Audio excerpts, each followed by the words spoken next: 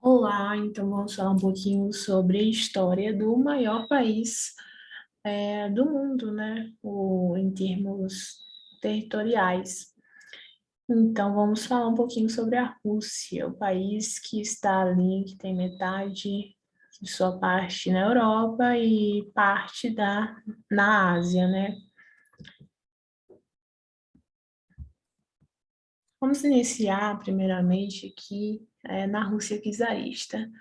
A Rússia é um país que inicialmente tinha como regime político-econômico um regime absolutista. E foi o último país do mundo a deixar o regime de servidão, né, o regime feudalista. Só começou a se expandir com o czar Pedro I, a partir de 1861, né? Eles tinham esse regime feudalista, absolutista, e esse regime chamava regime czarista, mas é a mesma coisa que falar um regime absolutista, certo? A economia era basicamente predominantemente agrária, era rural, então 80% da população da Rússia estava nos campos agrícolas. A industrialização ela só veio a partir de 1880, por volta de 1880, com o governo do czar Nicolau II, né, o regime, né, do czar Nicolau II, que foi o último czar, né, no regime absolutista. A industrialização, a partir do governo dele, do regime dele, começou a industrialização do meio rural, né, no Império Russo. E essa industrialização ela se concentrava nas principais cidades, como Moscou, São Petersburgo, Odessa e Kiev, né, na Ucrânia. Lembrando que a Ucrânia fazia parte, né, da Rússia neste tempo.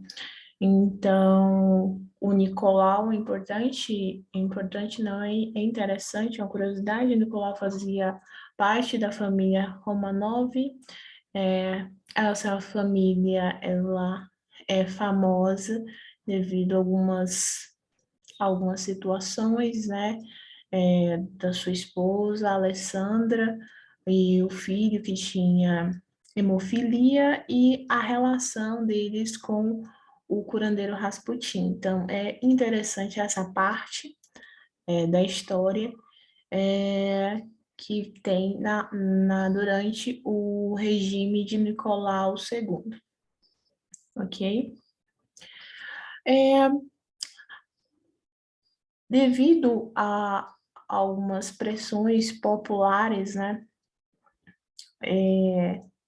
entre dois grupos divergentes politicamente, os bolcheviques e os mencheviques, inicia aí uma pitada do início do socialismo na Rússia. Os bolcheviques, o nome já diz, é a maioria, né? Significa maioria, os mencheviques, minoria. Os bolcheviques eram liderados pelo o Vladimir Lenin e os mencheviques era a minoria e era liderado por outra pessoa importante, mas que não vale ressaltar aqui. Devido a essa convergência entre eles que queriam depor o czarista, o czar Nicolau II do poder, Nicolau entrou numa guerra, né, a Guerra do Japão, em 1905, com o objetivo de disputas territoriais, né, imperialistas. No entanto, os russos foram derrotados. Na verdade, era disputa por territórios na China, mas a Rússia lutou contra o Japão. Então, os russos eles foram derrotados pelos japoneses, eles perderam territórios, influência, e a população não ficou feliz com isso, e a história da Rússia é marcada por muitas revoltas populares, rebeliões, passeatas, enfim.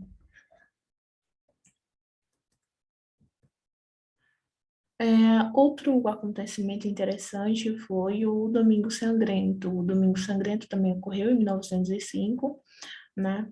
É, ocorreu principalmente na cidade de São Petersburgo, com a manifestação de populações ali no palácio do czar de Nicolau II, né?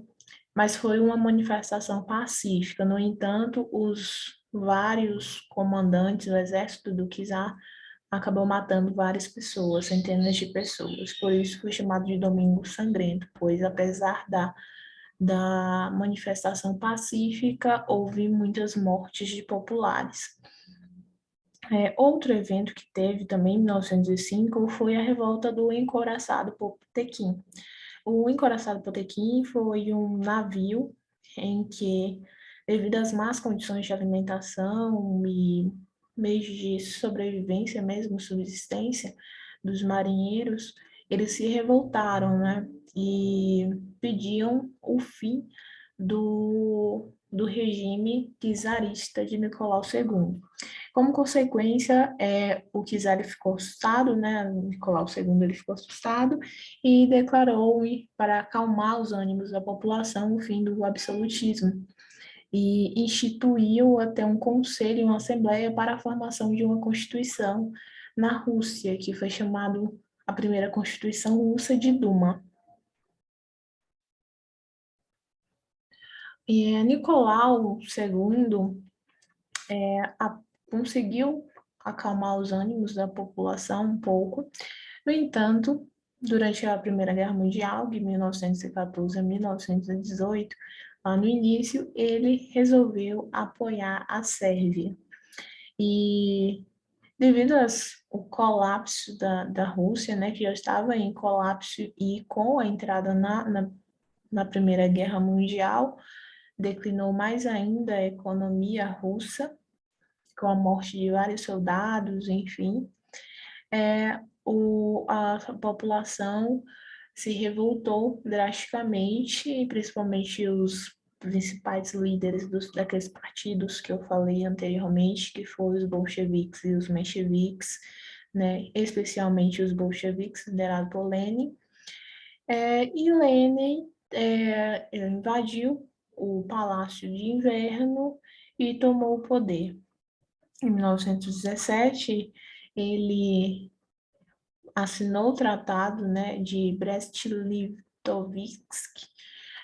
que é um tratado de paz entre a Rússia e os demais países é, envolvidos ali na Guerra Mundial, na Primeira Guerra Mundial, que era a Alemanha, né, Áustria-Hungria, Bulgária e Império Otomano, esses países que eram do lado da Tríplice Aliança, certo? Então, a Rússia saiu da Primeira Guerra Mundial logo em 1917, um ano antes do final da Primeira Guerra Mundial.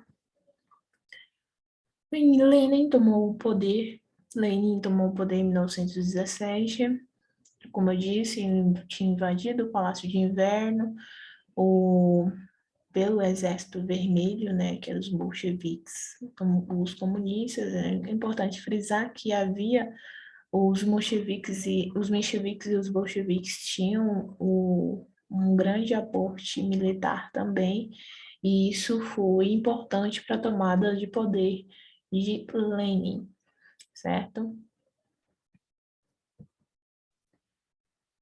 Entre 1918 e 1919, Lenin instituiu ali a Revolução Comunista, né?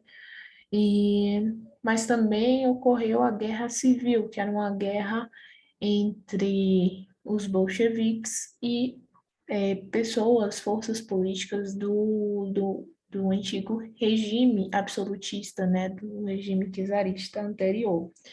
Então, durante essa guerra de 1918 e 1919, eles tentaram ainda, né, os antigos czaristas e os apoiadores destes, tomar o poder de Lenin, mas o Exército Vermelho, liderado por Trotsky, saiu vitorioso e eles não conseguiram. Diante disso, Lenin instituiu algumas modificações ali políticas, econômicas na instituição do comunismo na Rússia, como algumas postulações influenciadas pelos postulados de Karl Marx, né, principalmente pelo Manifesto Comunista de Karl Marx. Então, entre essas novas modificações, tinha a estatização de todas as indústrias, ou também como a NEP, a nova política econômica, na qual eles acreditavam que para o desenvolvimento, para a retirada da crise econômica e política da Rússia, né, para o desenvolvimento russo, era necessário, primeiro, a instituição de meios capitalistas, né, principalmente na economia. Então, eles acreditavam que algumas decisões de cunho capitalista eram dois passos para trás e outras decisões socialistas eram mais três passos para frente. Então, era um equilíbrio para a retomada econômica e política da Rússia. Em 1922, ocorre a fundação da União Soviética. A União Soviética foi assinado um congresso do pan-russo, né, dos sovietes, e instituiu a união de alguns países, como a Rússia, a Ucrânia, enfim, entre outros, que posteriormente deu início aí à União da República Socialista Soviética e na Guerra Fria em confronto com os Estados Unidos. Voltando no nossa ordem cronológica, em 1924, Lenin morre devido a algumas causas de doenças mesmo, saúde. Lenin morre e tem aí dois possíveis sucessores, né, queridos pela população. Um deles é Stalin e o outro é Trotsky. Lembrando que Stalin e Trotsky tinham suas semelhanças, né, principalmente na questão do socialismo, do comunismo. No entanto, eles tinham alguns pontos que se divergiam, principalmente no que tange à escala da inserção do socialismo. Como Trotsky, ele queria que o socialismo ele já ocorresse em uma escala internacional, da Rússia já se expandisse para a Europa. Já o Stalin, ele queria que, primeiramente, ocorresse um desenvolvimento, uma implantação efetiva ali do socialismo, primeiro na Rússia e depois a expansão. Stalin, ele conseguiu tomar o poder, né, e deu início à ditadura de Stalin, stalinista. Trotsky ele foi expulso da União da República Socialista Soviética, ele foi para a cidade do México, México, onde ele foi morto, possivelmente a mando de Stalin, e deu início à ditadura stalinista. A ditadura stalinista ela tem algumas características interessantes, mudanças, né, planos econômicos e políticos defendidos e implementados por Stalin, como os planos quinquenais. Os planos quinquenais que era bom para a indústria, houve um grande desenvolvimento industrial. No entanto, em contrapartida, nós temos um retrocesso para a agricultura. Então, houve um desenvolvimento no que tange ao fornecimento, ao desenvolvimento, à produção de energia elétrica, principalmente com o investimento nas reservas de carvão, ferro e petróleo, né, na mineração na mineração e na produção desses componentes. No entanto, ruim para a agricultura. Haja vista que a agricultura era o principal setor econômico da Rússia, então isso desencadeou uma série de confrontos econômicos e políticos,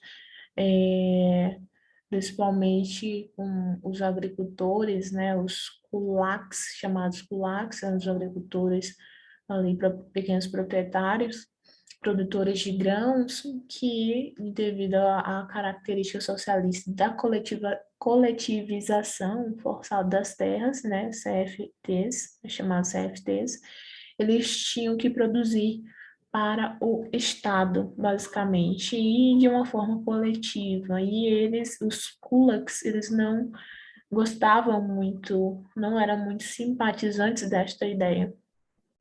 Né? Ele também desenvolviam outras características ali impostas ali no Manifesto Comunista de Karl Marx, como o desenvolvimento da educação pública. No entanto, esse foi um período, essa tentativa de implementação do que Marx ele ele discorreu no Manifesto Comunista não foi bem feita, porque houve um período de muita fome, muitas mortes. Foi um período ditatorial em que ele matava, torturava, prendia muitas pessoas, milhões de pessoas. Então, foi um período conhecido como um período de grande terror, um período do, no governo de Stalin, certo? É interessante ressaltar a questão da propaganda, que nós vimos muito a questão da propaganda na, no governo, né, no início no governo do Hitler, e aqui no Brasil, na era Vargas, como um ser, por exemplo, aqui, logo aqui na imagem, um representante, um salvador, como um salvador da pátria, sempre com criancinhas, são imagens muito paradisíacas, assim, muito promissoras, e que não era verdade, foi um período realmente de grande terror, né? Mas a propaganda, ela tá aí para favorecer quem está no poder. Atualmente não, 1985 a 1991, tivemos o último presidente da União da República Socialista Soviética, que foi o Gorbachev, após o último presidente da Guerra Fria, né?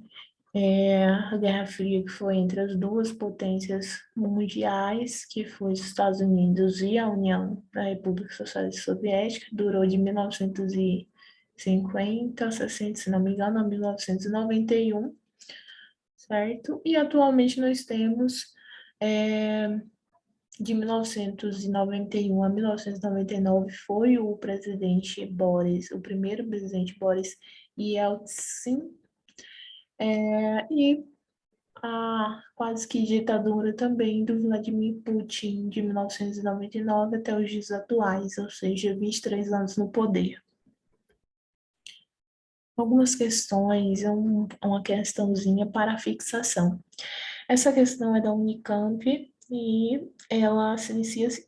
Alguns comunistas franceses faz uma relação da história francesa e russa. Então é interessante por ter essa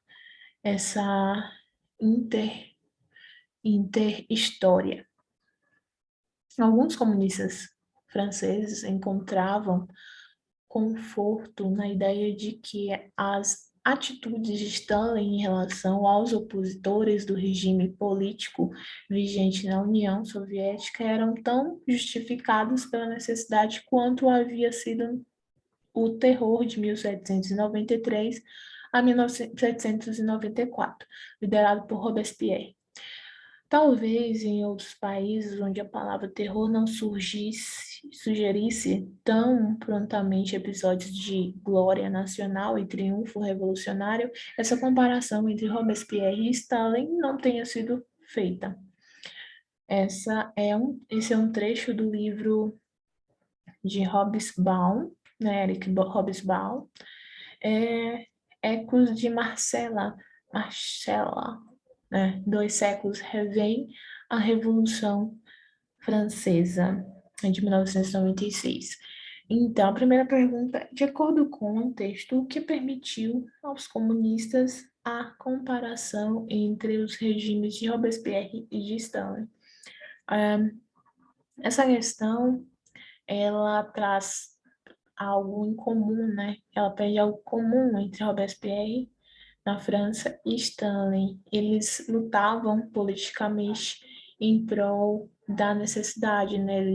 Em prol da necessidade da glória nacional, do triunfo revolucionário, sempre tem essa tangente nacionalista e revolucionário de ambos. A segunda pergunta é: quais os princípios políticos que definiam o regime soviético? Principalmente o marxismo, né, era baseado nas ideias de Karl Marx, presente no Manifesto Comunista, né,